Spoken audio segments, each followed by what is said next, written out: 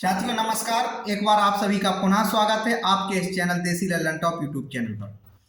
नई जानकारी नई अपडेट के साथ आप निवेशकों के बीच मैं आज पुनः हाजिर हूं।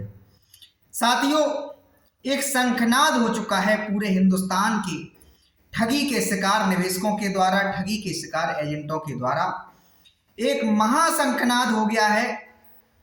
बर्ड्स एक्ट 2019 के तहत देश के लगभग 40 करोड़ निवेशक और 20 लाख एजेंट बर्ड्स एक्ट 2019 के तहत अपने अपने जिले के जिलाधिकारियों के कार्यालयों में, सक्षम प्राधिकारियों के कार्यालयों में जाकर बर्ड्स एक्ट 2019 के तहत भुगतान का आवेदन दे रहे हैं, भुगतान कराने के लिए आवेदन जमा कर रहे हैं।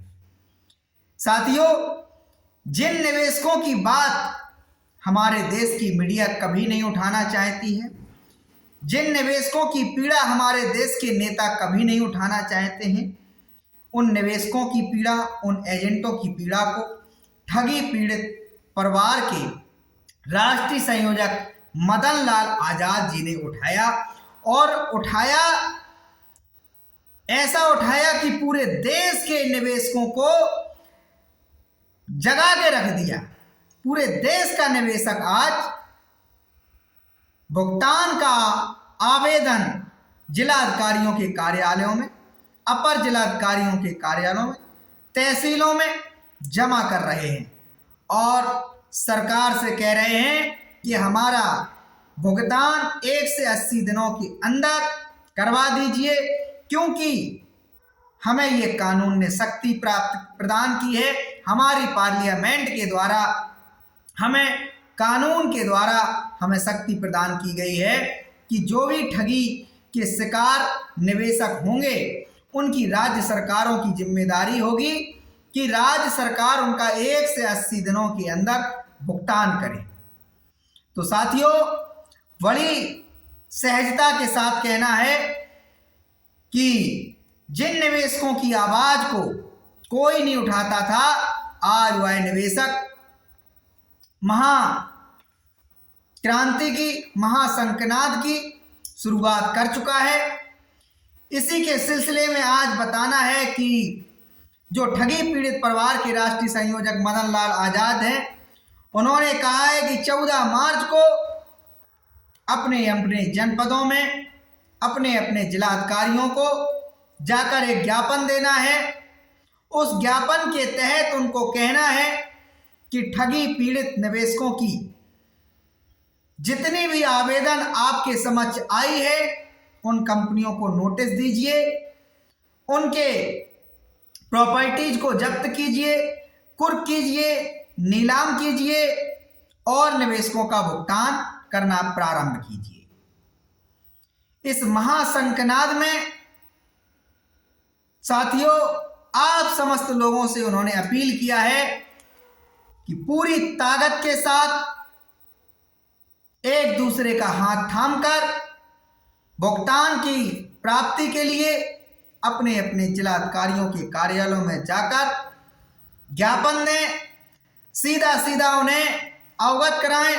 यदि आप हमारे भुगतान की प्रक्रिया प्रारंभ नहीं करेंगे तो हम आपको कुर्सी पर नहीं बैठने देंगे, क्योंकि संसद के द्वारा कानून ने, बर्ड्स एक्ट 2019 ने शक्ति प्रदान की है कि सक्षम प्राधिकारी हम निवेशकों का भुगतान कराएगा और भुगतान नहीं मिलने पर, कानून की पालना नहीं करने पर इस देश के नागरिकों का हक है कि लोकतांत्रिक तरीके से ऐसे अधिकारियों के खिलाफ बिगुल फूंका जाए, ऐसे अधिकारियों को उनके पदों पर नहीं रहने दिया जाए। साथियों, इस महाशंखनाद में आप हिस्सा लेंगे या नहीं लेंगे कमेंट करके जरूर बताएं, क्योंकि ये जानकारी सिर्फ जानकारी नहीं, आपके भुगतान की जो रास्ता दिखाने वाली जो जानकारी है वो इस चैनल के माध्यम से लगातार मिलती रहेगी। ऐसा हमारा प्रयास है और प्रयास चलता रहेगा। साथियों, यदि आप लोगों को अभी तक जानकारी प्राप्त नहीं हो कि मदन लाल आजाद कौन है, तो उनके बारे में बताना चाहूंगा कि मदन लाल आजाद वो व्यक्ति हैं जिन्होंने एक दो तीन माह के अंदर पूरे हिंदुस्तान में एक क्रांति ला दी है। जो आप लोग देख रहे होंगे, खबरें पढ़ते होंगे कि निवेशक लोग भुगतान आवेदन के लिए लाइन में लगा और घंटों इंतजार कर रहा है, भुगतान का आवेदन जमा करा रहा है।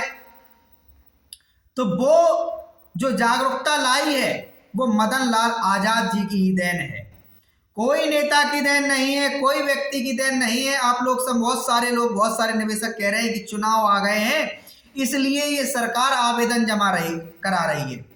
इनसे चुनाव का कोई लेना देना नहीं है।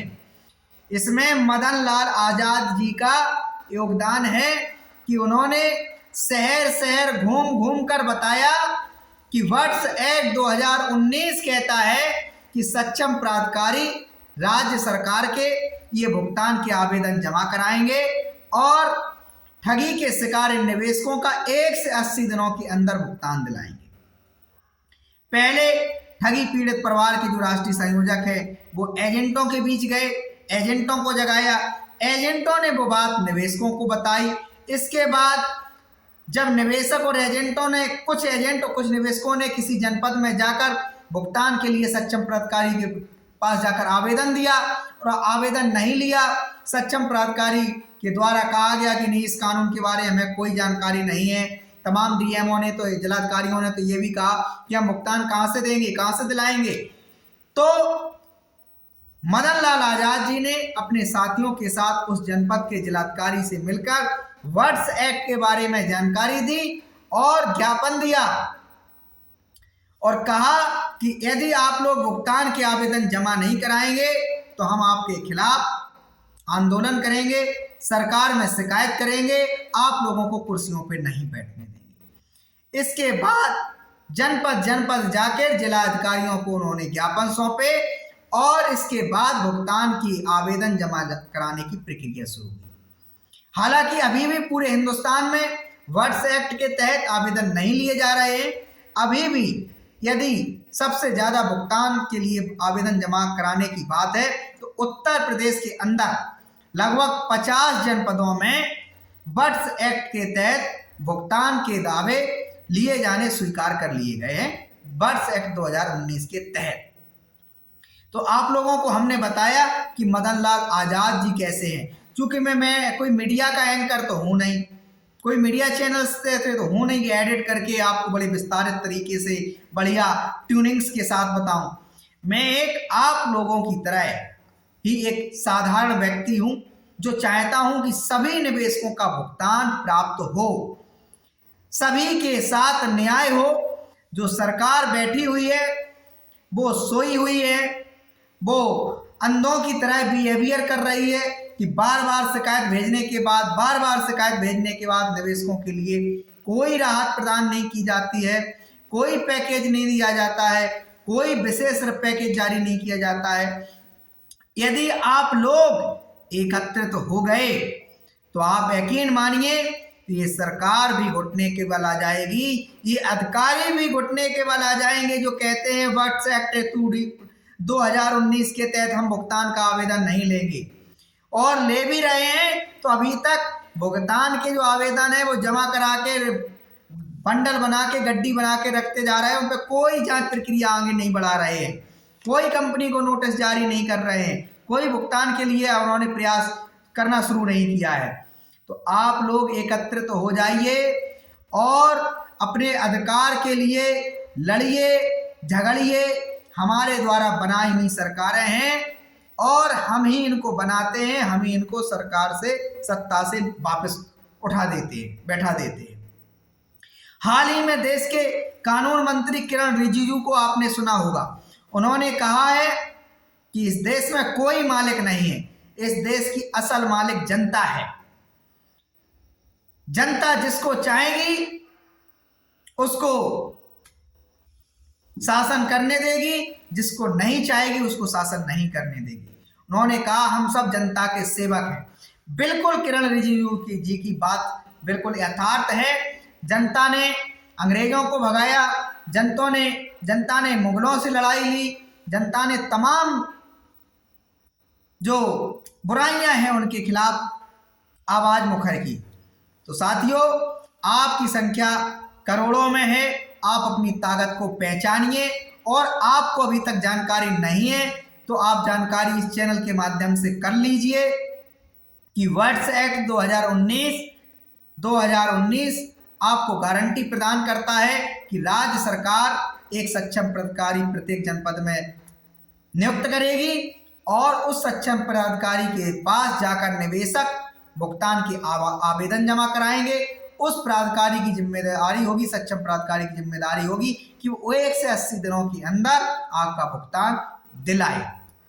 तो 14 मार्च याद रखना, सारे निवेशकों को बताना, सारे एजेंटों को बताना कि जनपद के जिलाधिकारियों के पास जाकर एक ज्ञापन देना है, स्पष्ट सरकार को संदेश देना है कि भुगतान की प्रक्रिया आरंभ कर दीजिए, वरना कुर्सियों पे नहीं बैठने दिया जाएगा। जनता इस देश की मालिक है, जनता से बड़ा कोई नहीं है।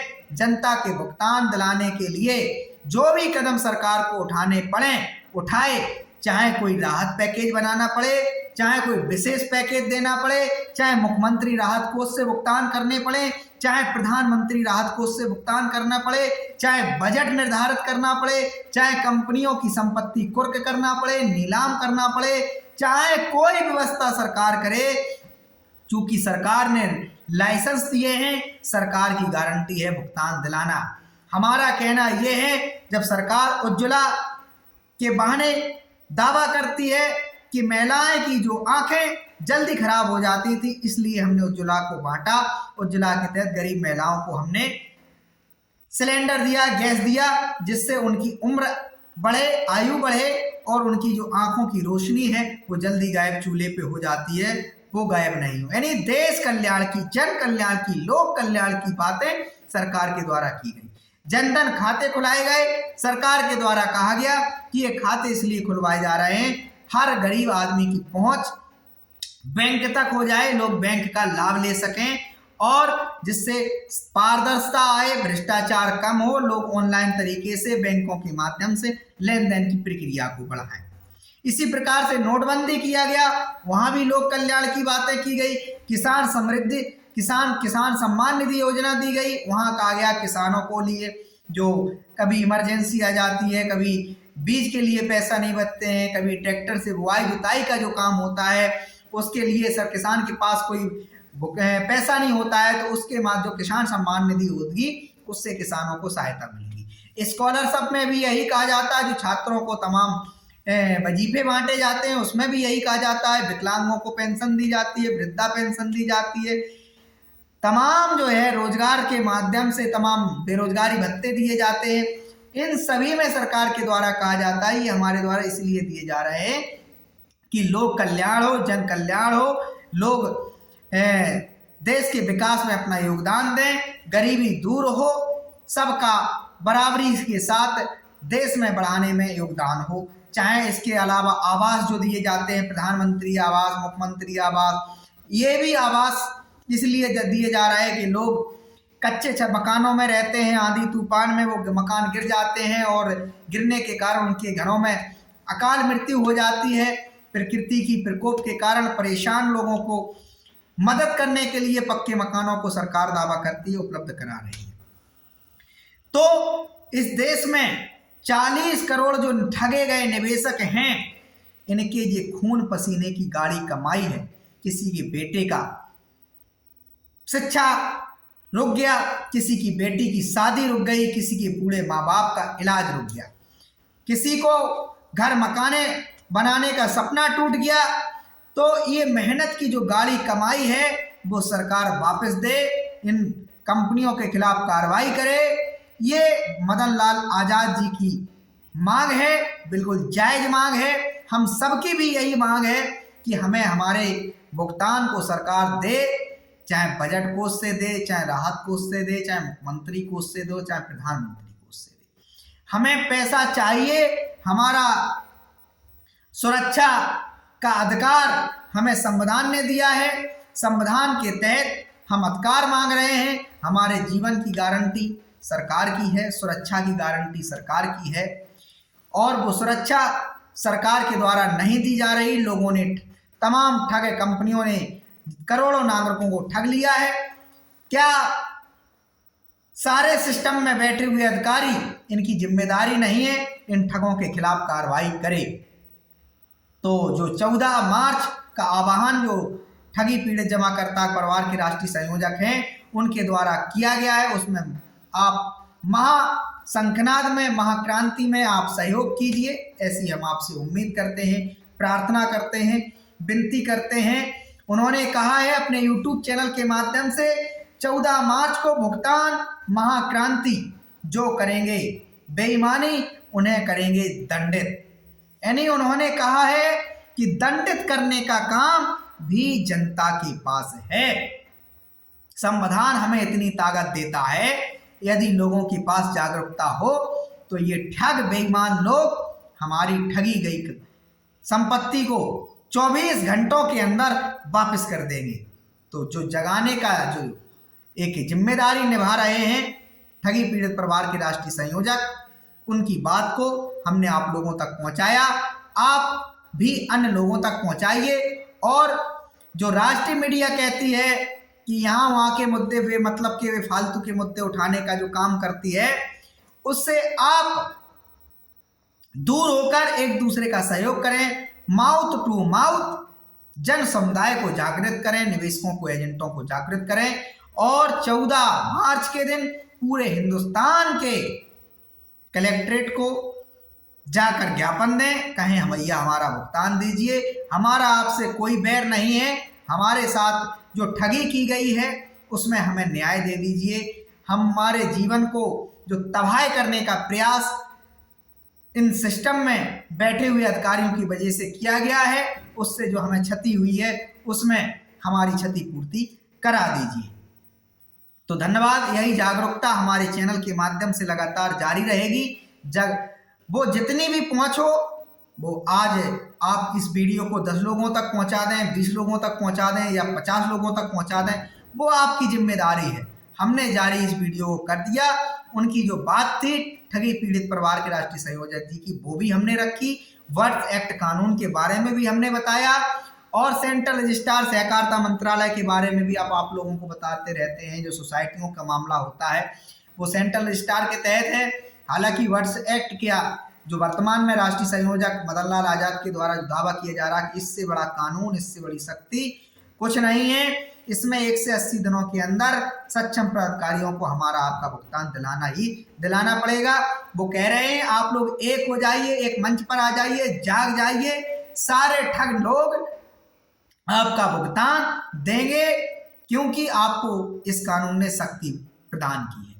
धन्यवाद। उम्मीद करते हैं आप इस वीडियो को लाइक करेंगे, कमेंट करेंगे, शेयर करेंगे, जिससे तमाम 40 करोड़ लोग जाग जाएं और इस आंदोलन में सहयोग करें, सहायता करें। धन्यवाद।